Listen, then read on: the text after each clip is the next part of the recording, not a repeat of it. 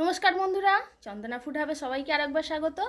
বন্ধুরা, আজকে আমাদের গাছের একদম টাটকা লাউ শাক কেটে নিয়েছি, আর এই দিয়ে মাছের মাথা দিয়ে একটা দারুণ তরকারি করব, সেটাই আপনাদের দেখাবো।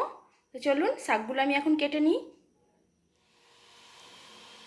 বন্ধুরা, আজকে আমি লাউ শাক দিয়ে মাছের মুড়োর তরকারি করব। তো এখানে আমি লাউ শাক তো কেটে নিয়েছি, একদম টাটকা গাছ থেকে তোলা লাউ শাক। কিছুটা বাঁধাকপি নিয়েছি,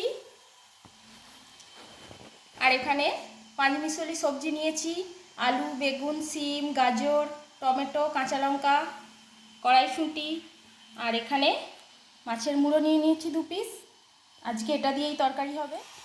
তো কড়া বসিয়ে দিয়েছি, কড়াই এখন তেল গরম করতে দিয়ে দিচ্ছি। গরম হয়ে গেছে, এবার আমি মাছের মাথাগুলো দিয়ে দিচ্ছি।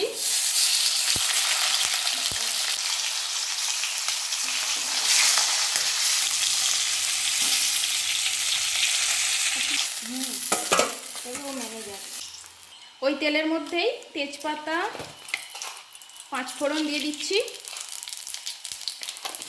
একে একে সব সবজিগুলো দিয়ে ভালো করে ভেজে নেব। এই রান্নাটায় আমি কোনো রকম পেঁয়াজ বা রসুন দেব না, এটা একদম আদা জিরে দিয়ে হবে। মুড়ো দিয়ে হলেও আদা জিরে দিয়ে করলে খুব সুন্দর খেতে লাগে। আগে করে ঠাকুমারা এইভাবেই করতেন, তারা এত মশলা ইউজ করতো না। আলুটা ভালো করে ভেজে নিয়েছি, এবারে গাজরগুলো দিয়ে দিচ্ছি,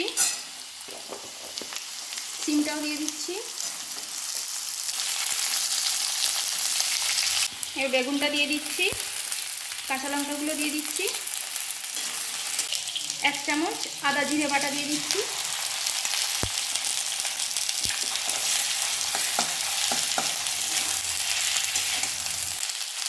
আনাজের মধ্যে পরিমাণ মতো লবণ দিয়ে দিচ্ছি।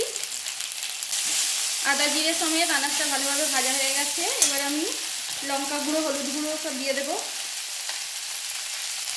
লঙ্কা গুঁড়ো দিয়ে দিলাম, হলুদ গুঁড়ো দিয়ে দিলাম,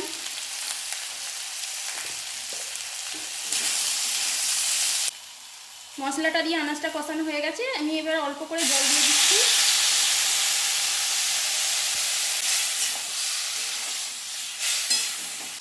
এবারে বাঁধাকপিগুলো দিয়ে দেবো।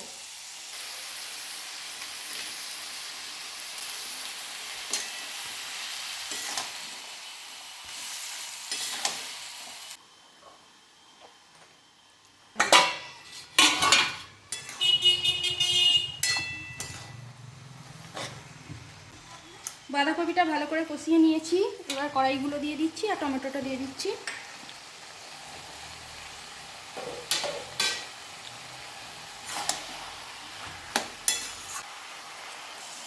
মুড়োগুলো দিয়ে একটু করে এইভাবে খুন্তি দিয়ে ভেঙে দিচ্ছি।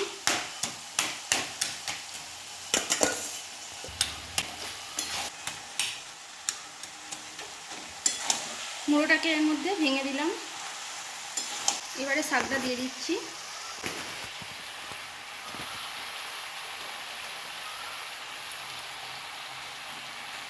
খুবই সিম্পল একটা রান্না, কিন্তু খেতে দুর্দান্ত হয়।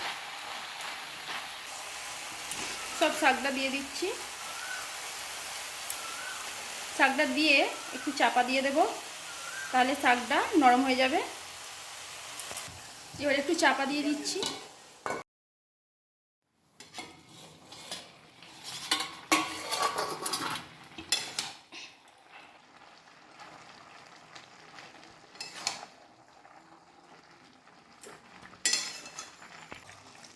দেখুন শাকটা থেকে অনেকটা জল বেরিয়ে গেছে, জল আর দেব না, এইভাবে আবার একবার চাপা দিয়ে দেব। এটা চাপা দিয়ে দিয়ে এবার সেদ্ধ হয়ে গেলে তখন শাকটা নামিয়ে নেব।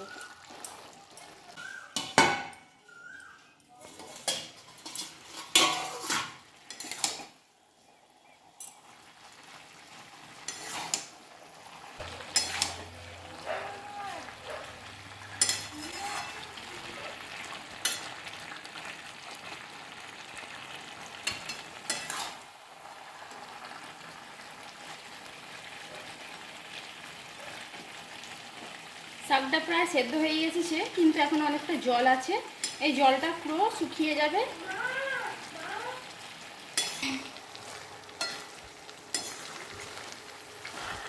তরকারিটা একদম হয়ে গেছে, সমস্ত আনাজ একদম সেদ্ধ হয়ে গেছে পারফেক্টভাবে। এবার সবশেষে এবার আমি একটু গুঁড়ো মশলা করে রেখেছি, ওটা দিয়ে দিচ্ছি। এটা জিরে আর ধনে গুঁড়োনো আছে ভেজে, এটা দিয়ে দিচ্ছি। এই মশলাটা দিলে কিন্তু খুব সুন্দর একটা সুগন্ধ বেরোয়। মাছের মুড়ো দিয়ে শাকের ঘন্ট বা তরকারি যাই বলেন না কেন একদম রেডি। তো বন্ধুরা, গরম গরম শাকের তরকারি একদম রেডি। দুপুরবেলা এরকম তরকারি দিয়ে ভাত খেতে খুবই ভালো লাগে। ডাল আর তরকারি হলে আর কিছুই লাগে না। তো বন্ধুরা, আজকের এই রেসিপিটা কেমন লাগলো অবশ্যই আমাকে কমেন্ট করে জানাবেন।